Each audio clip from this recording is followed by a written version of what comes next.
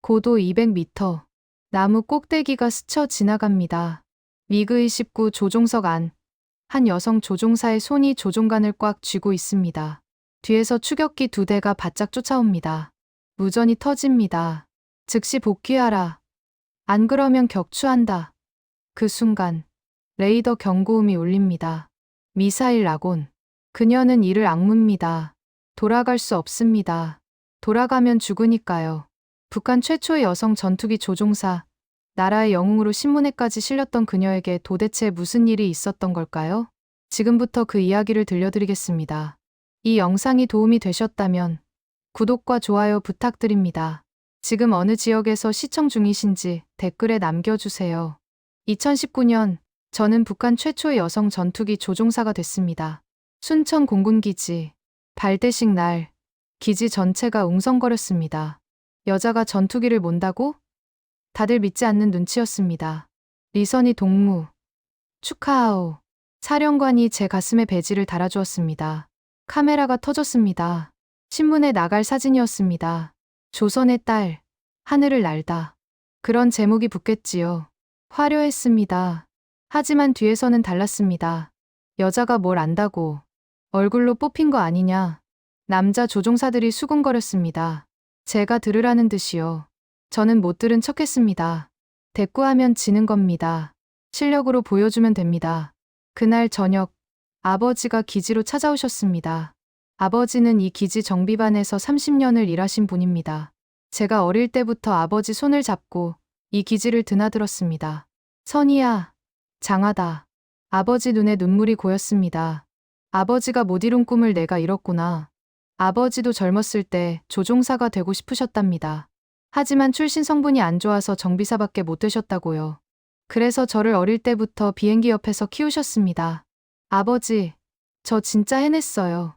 아버지를 안았습니다. 아버지 작업복에서 기름 냄새가 났습니다. 익숙한 냄새, 집 냄새. 그때 누군가 다가왔습니다. 리선이 동무. 돌아보니 박광수 대좌였습니다. 기지 부사령관. 40대 중반. 훈장이 주렁주렁 달린 사람. 축하하오. 오늘 주인공이구만. 감사합니다. 대좌 동지. 박 대좌가 웃었습니다. 그런데 그 눈빛이 이상했습니다. 저를 위아래로 훑어보는 느낌. 오늘 저녁에 따로 축하 자리를 마련했소. 동무도 참석하시오. 아, 오늘은 아버지와 약속이. 명령이오. 박 대좌가 말을 잘랐습니다. 웃고 있었지만 눈은 웃지 않았습니다. 네, 알겠습니다. 아버지가 걱정스러운 눈으로 저를 봤습니다. 저도 불안했습니다. 하지만 상관 명령을 어길 수는 없었습니다. 그날 밤 술자리, 간부들만 모인 자리였는데 박 대좌가 계속 제 옆에 앉았습니다. 술을 권했습니다. 저는 거절했습니다. 리 동무는 술도 못하나? 조종사가? 내일 비행이 있어서요. 간신히 빠져나왔습니다. 뭔가 찜찜했지만 그냥 넘겼습니다. 다음 날부터 훈련이 시작됐습니다. 미그29, 북한 최신의 전투기. 제가 배정받은 기체였습니다. 처음 조종석에 앉았을 때 심장이 터질 것 같았습니다. 계기판이 빛났습니다. 조종관을 잡았습니다. 이게 제 거라니. 교관, 준비됐습니다. 뒷좌석에 교관이 탔습니다. 김영철 대위, 기지 최고의 에이스라고 들었습니다. 긴장했나? 아니요. 거짓말하지 마. 손 떨리잖아. 영철 교관이 웃었습니다. 다른 남자들과 달랐습니다. 놀리는 게 아니라 편하게 해주려는 웃음이었습니다. 괜찮아. 나도 처음엔 그랬어. 이륙했습니다. 하늘로 솟아올랐습니다. 세상이 작아졌습니다. 구름 사이를 날았습니다. 그 순간 저는 알았습니다. 여기가 제 자리라는 걸. 남자든 여자든 상관없이 하늘에서는 실력만이 전부라는 걸. 하지만 땅 위에서는 달랐습니다. 하늘에서 내려오면 다시 수군거림이 기다리고 있었습니다. 박 대좌의 눈길도요. 그래도 버틸 수 있었습니다. 아버지가 계셨으니까요. 그리고 하늘이 있었으니까요. 그때는 몰랐습니다. 제가 가진 모든 것이 곧 무너질 거라는 걸. 그렇게 1년이 지났습니다. 저는 제법 조종사다운 조종사가 됐습니다. 비행 시간도 쌓이고 실수도 줄었습니다. 남자 동료들도 더 이상 대놓고 수군거리지는 않았습니다. 인정은 안 해도 무시는 못하게 됐습니다. 영철 교관과도 가까워졌습니다. 처음엔 그냥 교관과 학생 사이였습니다. 훈련 끝나면 수고했소 한마디. 그게 전부였습니다. 그런데 어느 날이었습니다. 비행 중에 엔진 경고등이 켜졌습니다. 당황했습니다. 손이 얼어붙었습니다. 침착해. 내 말 들어. 영철 교관 목소리가 무전으로 들렸습니다. 차분했습니다. 고도 유지하고 속도 줄여. 천천히. 잘하고 있어. 그 목소리를 따라했습니다. 손이 움직였습니다. 무사히 착륙했습니다. 내리자마자 다리가 풀렸습니다. 주저앉을 뻔했는데 영철 교관이 잡아줬습니다. 괜찮아. 잘했어. 그때 처음으로 그 사람 얼굴을 제대로 봤습니다. 걱정하는 눈. 진심으로 걱정하는 눈. 그 뒤로 달라졌습니다. 훈련이 끝나면 이야기를 나누게 됐습니다.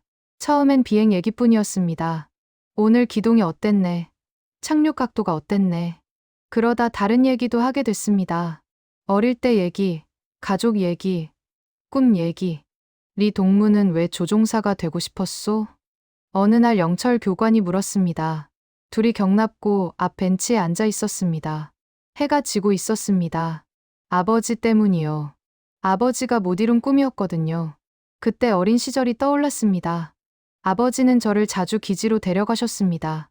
7살, 8살 때부터요.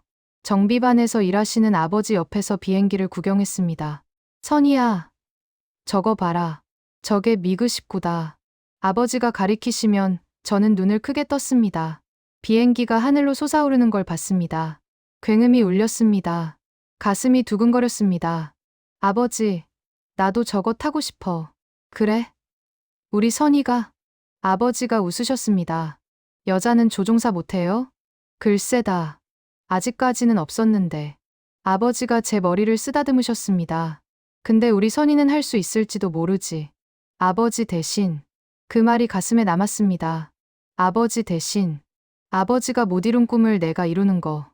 그 뒤로 저는 조종사가 되겠다고 마음먹었습니다. 아버지한테 비행기 얘기를 물어봤습니다. 아버지는 밤늦게까지 설명해 주셨습니다. 엔진이 어떻게 돌아가는지, 날개가 왜 저 모양인지. 아버지는 왜 조종사 못 됐어요? 한 번 물어봤습니다. 아버지 얼굴이 어두워졌습니다. 출신 성분 때문이다. 할아버지가 일제 때 잠깐 일본 회사에서 일하셨거든. 그것 때문에. 아버지가 말을 멈추셨습니다. 하지만 넌 괜찮아. 넌 아버지 대신 하늘을 날아라. 그래서 조종사가 됐습니다. 아버지를 위해서. 효녀구만. 영철 교관이 웃었습니다. 교관 동무는요? 난 그냥 하늘이 좋았어. 땅에 있으면 답답해서. 영철 교관이 하늘을 올려다봤습니다. 하늘에선 자유잖아. 아무도 뭐라 안 하잖아. 그 말이 오래 남았습니다. 자유. 그때는 그 말이 무슨 뜻인지 잘 몰랐습니다. 가끔 눈이 마주쳤습니다.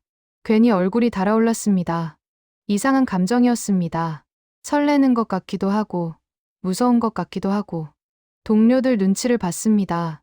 들키면 안 될 것 같았습니다. 특히 박대좌 눈에 띄면 안 될 것 같았습니다. 왜인지는 몰랐지만, 그렇게 1년이 지났습니다. 저는 제법 조종사다운 조종사가 됐습니다. 남자 동료들도 더 이상 대놓고 수군거리지는 않았습니다. 그러던 어느 날 저녁이었습니다.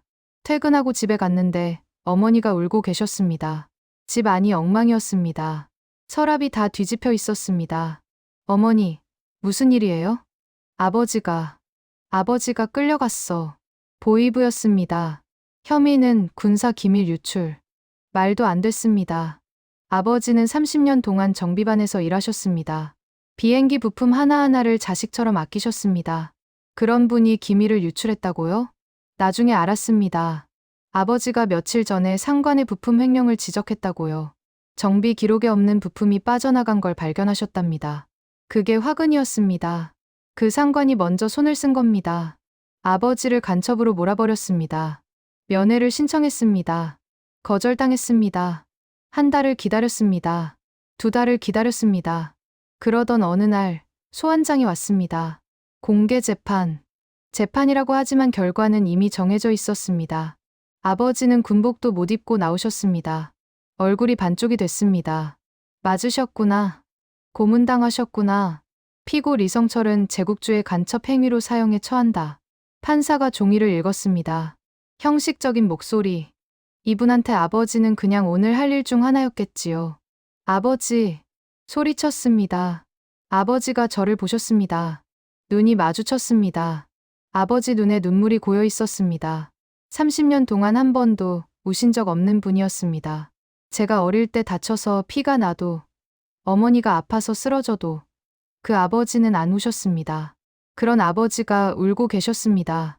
아버지가 입을 여셨습니다. 소리는 안 들렸습니다. 하지만 입 모양으로 알 수 있었습니다. 미안하다. 저한테 미안하다고요. 아무 잘못도 없는 아버지가 저한테 미안하다고요. 그게 마지막이었습니다. 그날 오후 아버지는 돌아가셨습니다. 처형장에 저도 끌려갔습니다. 가족은 봐야 한다고요. 반역자의 가족은 반역자가 죽는 걸 봐야 한다고요. 총소리가 울렸습니다. 아버지가 쓰러지셨습니다. 그 순간 세상이 멈췄습니다. 소리가 안 들렸습니다. 사람들이 뭐라고 하는데 안 들렸습니다. 입이 움직이는데 소리가 없었습니다. 귀가 멍멍했습니다. 다리에 힘이 풀렸습니다. 무릎이 꺾였습니다. 누가 저를 잡았습니다. 누군지 몰랐습니다. 눈앞이 하얘졌습니다. 숨을 못 쉬겠었습니다. 가슴이 찢어지는 것 같았습니다. 심장이 터질 것 같았습니다. 아니, 이미 터졌는지도 모르겠습니다. 울어야 하는데 눈물이 안 나왔습니다. 소리 질러야 하는데 목에서 소리가 안 나왔습니다. 온몸이 얼어붙었습니다. 한겨울 얼음장 속에 들어간 것처럼 아버지가 쓰러진 곳을 봤습니다. 봐야 하는데 볼 수가 없었습니다. 눈을 감을 수도 없었습니다. 그냥 멍하니 서 있었습니다. 이게 현실인가? 꿈인가? 제발 꿈이라고 해주세요. 꿈이 아니었습니다. 그 뒤로 열흘 동안 기억이 없습니다. 어떻게 살았는지 모르겠습니다. 어머니는 연좌제로 농촌에 끌려가셨습니다. 평안남도 어딘가 산골 마을로, 면회도 쉽지 않은 곳으로. 저만 남았습니다. 왜 저는 안 잡혀갔을까요? 나중에 들었습니다. 아버지가 끝까지 가족은 아무것도 모른다고 하셨다고요. 그 고문을 당하시면서도요. 아버지가 마지막까지 저를 지켜주셨던 겁니다. 한 달이 지났습니다. 2달이 지났습니다. 저는 다시 비행기에 올랐습니다. 그것밖에 할 줄 아는 게 없었습니다. 아버지가 저한테 남겨주신 거, 그거밖에 없었습니다. 하늘에서는 울 수 있었습니다. 아무도 안 보니까요. 구름 속에서 혼자 울었습니다. 아버지, 보고 싶습니다. 아버지가 돌아가시고 저를 붙잡아준 건 영철 교관이었습니다. 영철 교관은 아무 말 안 했습니다. 괜찮냐고 묻지도 않았습니다. 힘내라고 하지도 않았습니다. 그냥 옆에 있어줬습니다.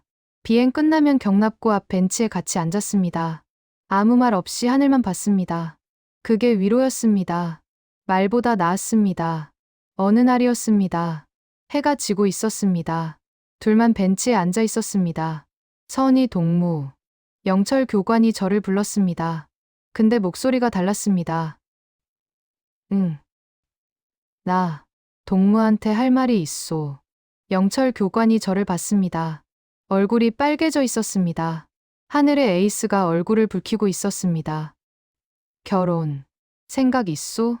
심장이 멈추는 줄 알았습니다. 나랑. 저도 얼굴이 달아올랐습니다. 대답이 안 나왔습니다. 고개만 끄덕였습니다. 영철 교관이 웃었습니다. 저도 웃었습니다. 아버지 돌아가시고 처음 웃었습니다. 그날부터 영철 교관을 오빠라고 불렀습니다. 둘만 있을 때만요. 사람들 앞에서는 여전히 교관 동무였습니다. 조심했습니다. 손도 안 잡았습니다. 눈도 안 마주쳤습니다. 사람들 앞에서는요. 군대에서 연애하다 걸리면 둘 다 끝이니까요. 그래도 행복했습니다. 오랜만이었습니다. 하지만 누군가 보고 있었습니다. 어느 날 박대좌가 저를 불렀습니다. 리선이 동무. 잠깐 보자. 사무실로 따라갔습니다. 박대좌가 문을 닫았습니다. 요즘 김영철 대위랑 가깝게 지낸다며? 심장이 철렁했습니다. 그냥 선후배 사이입니다. 그런가? 박대좌가 웃었습니다. 믿지 않는 눈이었습니다. 리 동무, 내가 전부터 동무한테 마음이 있었다는 거 알고 있나? 김영철 같은 애송이 말고 나한테 오시오. 내가 잘해주겠소. 소름이 끼쳤습니다. 죄송합니다. 저는 그런 생각 없습니다. 박대좌 얼굴이 굳었습니다. 눈빛이 차가워졌습니다. 후회하지 마시오. 그게 끝이었습니다. 저는 나왔습니다. 다리가 떨렸습니다. 영철 오빠한테 말했습니다. 오빠는 얼굴이 굳었습니다. 그 자식이, 오빠, 조심해요. 저 사람 위험해요. 알아. 걱정 마. 하지만 걱정이 됐습니다. 불안했습니다. 그리고 열흘 후, 기지가 발칵 뒤집혔습니다. 김영철 대위가 체포됐다는 소식이 퍼졌습니다. 혐의는 남조선 방송 청취. 달려갔습니다. 영철 오빠가 끌려가고 있었습니다. 손이 뒤로 묶여 있었습니다. 김영철 동무. 소리쳤습니다. 영철 오빠가 저를 봤습니다. 입 모양만 움직였습니다. 괜찮아. 그게 마지막이었습니다. 나중에 들었습니다. 영철 오빠 숙소에서 라디오가 나왔다고요. 주파수가 남조선에 맞춰져 있었다고요. 누군가 심어놓은 거였습니다. 누가 그랬는지 저는 알고 있었습니다. 면회를 신청했습니다. 거절당했습니다. 재판이 열렸습니다. 저는 참석도 못했습니다. 사형. 3일 만에 끝났습니다. 처형날, 저는 기지에 있었습니다. 활주로에 서 있었습니다. 멀리서 총소리가 들렸습니다. 한 발. 그리고 끝. 그 소리가 아직도 귀에 남아 있습니다. 영철 오빠가 죽었습니다. 그날 밤 숙소로 돌아왔습니다. 문을 닫았습니다. 불도 안 켰습니다. 그냥 바닥에 주저앉았습니다. 울어야 하는데 눈물이 안 나왔습니다. 아버지 때랑 똑같았습니다. 너무 아프면 눈물도 안 나오나 봅니다. 가슴이 텅 빈 것 같았습니다. 아니, 텅 빈 게 아니라 뭔가가 가슴을 짓누르고 있었습니다. 숨을 쉬어도 숨이 안 쉬어지는 것 같았습니다. 영철 오빠 목소리가 계속 들렸습니다. 괜찮아. 끌려가면서 한 그 말. 뭐가 괜찮아요. 뭐가 자꾸 생각났습니다. 경납고 앞 벤치. 해질 때 같이 앉아있던 거. 결혼 생각 있소? 그때 오빠 얼굴이 빨개졌던 거. 다 떠올랐습니다. 하나하나 다. 그리고 박대좌 얼굴이 떠올랐습니다. 후회하지 마시오. 그 차가운 눈. 제가 거절해서 이렇게 된 겁니다. 제가 박대좌를 거절해서 영철 오빠가 죽은 겁니다. 제 탓이었습니다. 다 제 탓이었습니다. 밤새 잠이 안 왔습니다. 천장만 봤습니다. 어두운 천장. 아무것도 안 보였습니다. 새벽이 됐습니다. 창문으로 빛이 들어왔습니다. 또 하루가 시작되는구나. 영철 오빠 없는 하루가. 아버지도 떠나고, 영철 오빠도 떠나고, 제가 사랑하는 사람은 다 떠납니다. 제 곁에 있으면 다 죽습니다. 이제 어머니만 남았습니다. 농촌에 계신 어머니. 영철 오빠가 떠나고 한 달이 지났습니다. 저는 기계처럼 살았습니다. 아침에 일어나고, 비행기 타고, 저녁에 숙소로 돌아오고, 밥맛도 없었습니다. 잠도 못 잤습니다. 그냥 버텼습니다. 그런데 박대좌가 다시 나타났습니다. 리 동무. 많이 힘들지? 어느 날 경납고에서 저를 붙잡았습니다. 아무도 없을 때 김영철 동무 일은 안 됐소. 그런 놈인 줄 몰랐지? 속이 뒤집혔습니다. 그 입으로 그런 말을 하다니. 근데 리 동무. 이제 혼자잔소. 내가 돌봐주겠소. 됐습니다. 돌아서려는데 박대좌가 팔을 잡았습니다. 3개. 그리고 저를 벽으로 밀었습니다. 왜 이렇게 매정하오? 박대좌 얼굴이 가까워졌습니다. 너무 가까웠습니다. 숨 냄새가 느껴졌습니다. 놓으세요! 밀쳐냈습니다.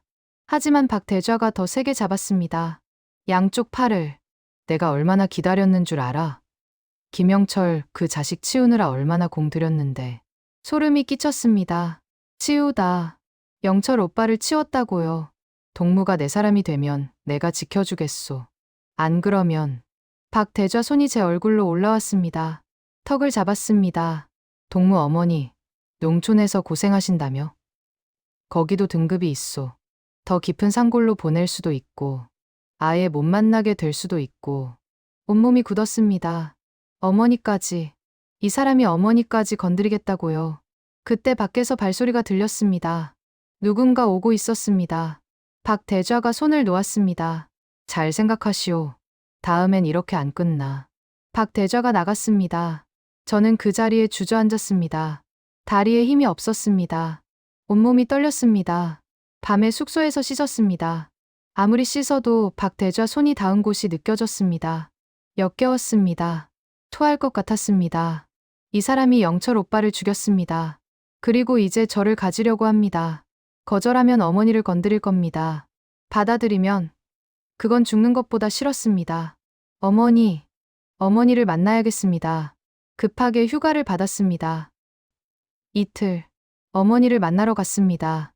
평안남도 산골 마을. 버스로 4시간, 걸어서 2시간. 길도 제대로 없었습니다. 산비탈에 집 몇 채가 붙어 있었습니다. 어머니가 밭에서 일하고 계셨습니다. 멀리서 봤습니다. 등이 굽어 있었습니다. 1년 사이에 10년은 늙으신 것 같았습니다. 어머니가 돌아보셨습니다. 얼굴이 까맣게 탔습니다. 손이 갈라져 있었습니다. 흙이 묻어 있었습니다. 선이야. 어머니가 저를 안으셨습니다. 뼈만 남은 것 같았습니다.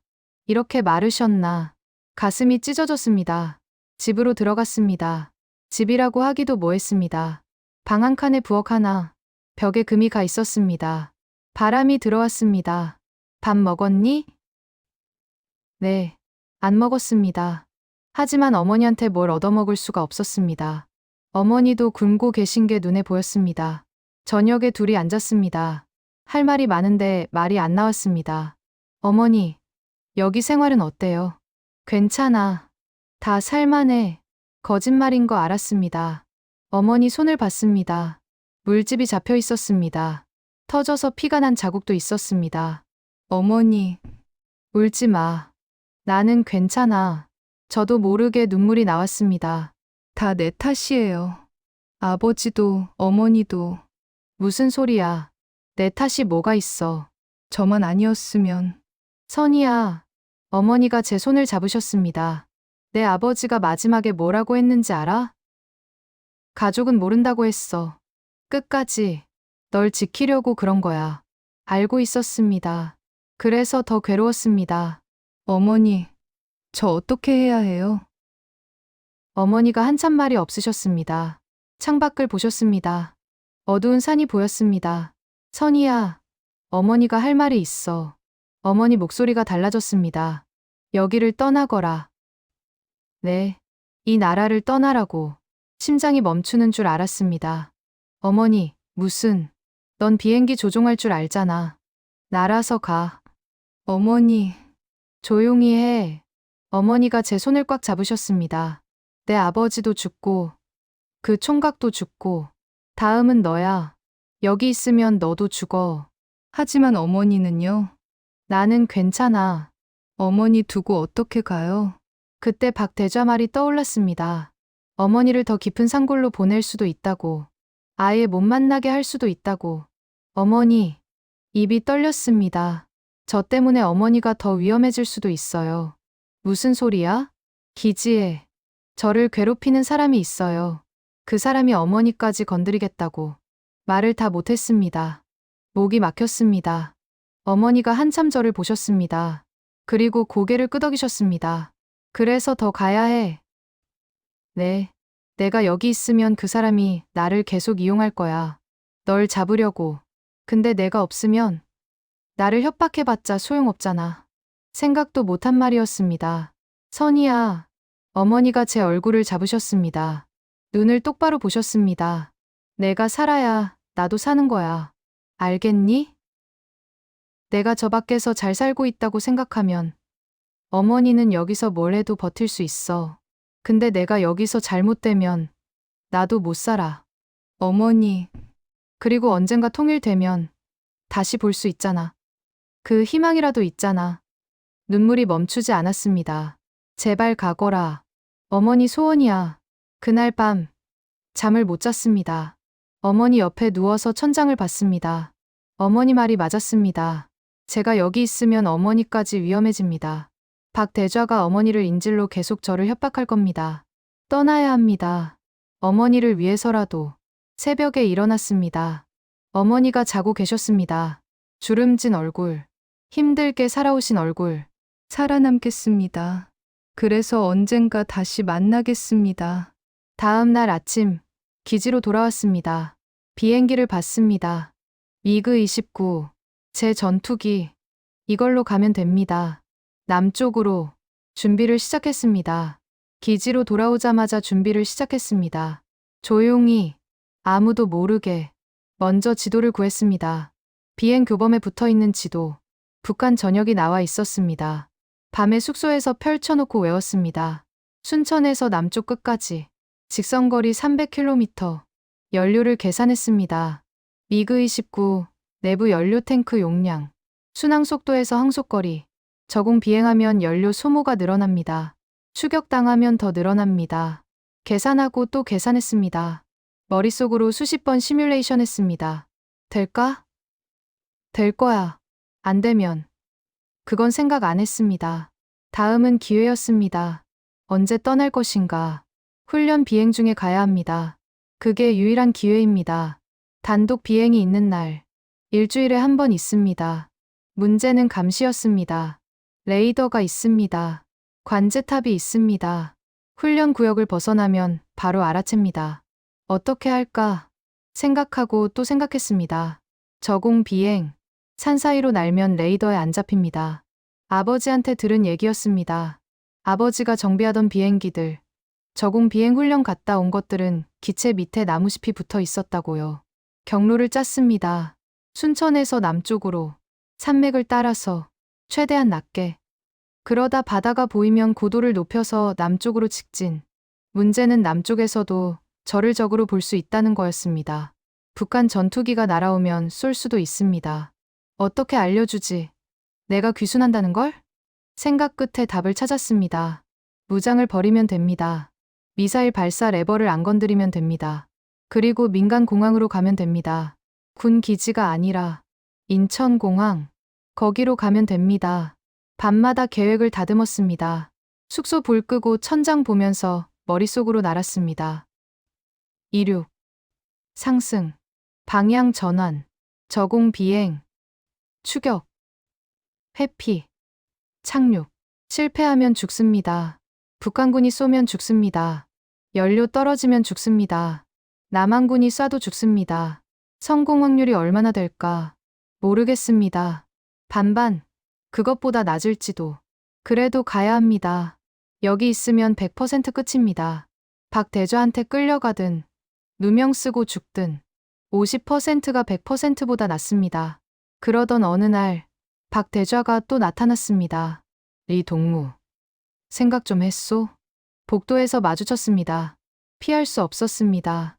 바쁩니다. 지나가려는데 박대좌가 길을 막았습니다. 내 인내심도 한계가 있소. 이번 주까지 대답하시오. 이번 주. 시간이 없었습니다. 그때까지 대답 없으면 동무 어머니 농촌에서 고생하신다며? 거기도 등급이 있소. 더 깊은 산골로 보낼 수도 있고 아예 못 만나게 될 수도 있고. 박대좌가 웃으며 지나갔습니다. 등에서 식은땀이 흘렀습니다. 이번 주 안에 가야 합니다. 비행 스케줄을 확인했습니다. 사흘 후에 기량 유지 비행이 잡혀 있었습니다. 단독 비행. 이게 기회입니다. 남은 시간 동안 마지막 준비를 했습니다. 비행복 안쪽에 어머니 사진을 넣었습니다. 아버지 사진도요. 영철 오빠 사진은 없었습니다. 찍을 기회가 없었으니까요. 대신 오빠가 저한테 준 볼펜을 넣었습니다. 잘 쓰라고 하면서 준 거였습니다. 이게 제가 가져갈 수 있는 전부였습니다. 전날 밤, 잠이 안 왔습니다. 내일이면 끝입니다. 죽든 살든. 어머니 얼굴이 떠올랐습니다. 내가 살아야 나도 사는 거야. 아버지 얼굴이 떠올랐습니다. 아버지 대신 하늘을 날아라. 영철 오빠 얼굴이 떠올랐습니다. 하늘에선 자유잖아. 자유. 내일, 저는 자유를 찾으러 갑니다. 그날이 왔습니다. 새벽에 눈을 떴습니다. 잠을 못 잤습니다. 밤새 천장만 봤습니다. 그래도 몸은 움직였습니다. 비행복을 입었습니다. 안쪽 주머니를 확인했습니다. 어머니 사진, 아버지 사진, 영철 오빠 볼펜 다 있었습니다. 거울을 봤습니다. 제 얼굴이 낯설었습니다. 창백했습니다. 눈 밑이 까맸습니다. 괜찮아. 할 수 있어. 경납고로 갔습니다. 평소처럼 걸었습니다. 뛰면 안 됩니다. 티나면 안 됩니다. 제 전투기가 서 있었습니다. 미그 29. 아침 햇살에 기체가 반짝였습니다. 정비사가 다가왔습니다. 리 동무. 오늘 기량 유지 비행이지요? 네. 연료 가득 채워뒀습니다. 감사합니다. 목소리가 떨리지 않게 조심했습니다.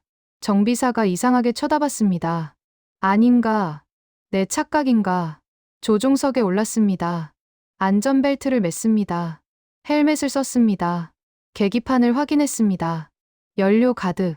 엔진 정상. 유압 정상. 손이 떨렸습니다. 조종관을 잡았습니다. 꽉 쥐었습니다. 떨림이 멈췄습니다. 관제탑에서 무전이 왔습니다. 리선이 동무. 기량 유지 비행 허가. 구역 벗어나지 마시오. 알겠습니다. 엔진 시동을 걸었습니다. 굉음이 울렸습니다. 기체가 진동했습니다. 활주로로 나갔습니다. 앞이 탁 트였습니다. 긴 활주로. 저 끝에 하늘이 있었습니다. 출력을 올렸습니다. 기체가 앞으로 나갔습니다. 속도가 붙었습니다. 활주로가 뒤로 밀려났습니다. 기술을 당겼습니다. 떴습니다. 땅이 멀어졌습니다. 경납고가 작아졌습니다. 기지가 작아졌습니다. 순천 시내가 작아졌습니다. 이 풍경을 보는 게 마지막입니다. 훈련 구역으로 갔습니다. 지정된 대로 선회했습니다. 한 바퀴, 두 바퀴, 관제탑이 지켜보고 있습니다. 심호흡했습니다. 한 번, 두 번. 지금 기술을 남쪽으로 꺾었습니다. 동시에 고도를 확 낮췄습니다. 5,000m, 3,000m, 1,000m, 500m. 산이 코앞이었습니다. 나무가 보였습니다. 너무 낮았습니다. 하지만 이래야 레이더에 안 잡힙니다. 무전이 터졌습니다. 리선이 동무. 구역 이탈. 무슨 일이오? 대답 안 했습니다. 리선이 응답하시오. 즉시 복귀하시오. 무전기를 껐습니다. 산 사이로 날았습니다. 골짜기를 따라갔습니다. 좌회전, 우회전, 산봉우리를 피했습니다. 속도를 올렸습니다. 최대한 빨리 남쪽으로. 얼마나 갔을까? 10분, 20분? 뒤에서 뭔가 느껴졌습니다. 레이더 경고음이 울렸습니다. 추격기. 뒤를 봤습니다. 점 2개가 보였습니다. 전투기 2대. 쫓아오고 있었습니다. 빨랐습니다. 거리가 좁혀지고 있었습니다. 무전이 다시 켜졌습니다. 제가 끈 게 아니라 저쪽에서 강제로 연 겁니다. 리선이 즉시 복귀하라. 안 그러면 격추한다. 격추. 쏘겠다는 겁니다. 손에 땀이 났습니다. 심장이 터질 것 같았습니다. 하지만 돌아갈 수 없습니다. 돌아가면 죽습니다. 어차피 죽을 거면 앞으로 가겠습니다. 고도를 더 낮췄습니다. 300m, 200m. 나무 꼭대기가 스쳐 지나갔습니다. 이 고도에서는 미사일이 쏘기 어렵습니다. 지형에 부딪힐 수 있으니까. 추격기가 따라 내려왔습니다. 하지만 저만큼 낮추지는 못했습니다. 거리가 벌어졌습니다. 조금씩. 앞에 산맥이 끝나는 게 보였습니다. 저 너머가 바다입니다. 서해. 조금만 더 버티면. 경고음이 또 울렸습니다. 미사일 라곤. 쏠 준비를 하고 있었습니다. 제발. 이를 악물었습니다. 조종관을 꽉 쥐었습니다. 산맥이 끝났습니다. 바다가 보였습니다. 고도를 올렸습니다. 이제 숨을 필요 없습니다. 직선으로 갑니다. 남쪽으로, 한국으로. 바다가 펼쳤습니다. 서해. 끝없이 넓었습니다. 고도를 올렸습니다. 1,000m, 2,000m, 3,000m. 이제 숨을 필요 없습니다. 뒤를 봤습니다. 추격기 2대가 아직 따라오고 있었습니다. 하지만 거리가 벌어져 있었습니다. 저공 비행에서 제가 이겼습니다. 무전이 또 들렸습니다. 리선이 마지막 경고다. 지금 돌아오면 목숨만은 살려준다. 거짓말. 돌아가면 죽습니다. 안 죽어도 죽은 것보다 못한 삶이 기다리고 있습니다. 무전기를 완전히 껐습니다. 이제 뒤는 안 봅니다. 앞만 봤습니다. 남쪽. 한국. 계기판을 확인했습니다. 연료. 아직 괜찮습니다. 속도. 최대. 방향. 정남. 얼마나 갔을까? 10분. 20분? 레이더 경고음이 또 울렸습니다. 하지만 이번엔 다른 방향이었습니다. 앞에서 남한 전투기였습니다. 2대가 올라오고 있었습니다. 빠르게 저를 향해서 심장이 쿵쿵거렸습니다. 쏘면 어떡하지? 북한 전투기니까 쏠 수도 있습니다. 어떻게 하지? 어떻게 알려주지? 내가 적이 아니라는 걸 생각났습니다. 날개를 흔들었습니다. 좌우로, 천천히. 이건 국제 신호입니다. 적대 의사 없음. 따라가겠다. 남한 전투기가 가까워졌습니다. 양쪽에서 저를 끼웠습니다. 감시하는 겁니다. 조종석이 보였습니다. 조종사 얼굴이 보였습니다. 헬멧 안에서 저를 보고 있었습니다. 다시 날개를 흔들었습니다.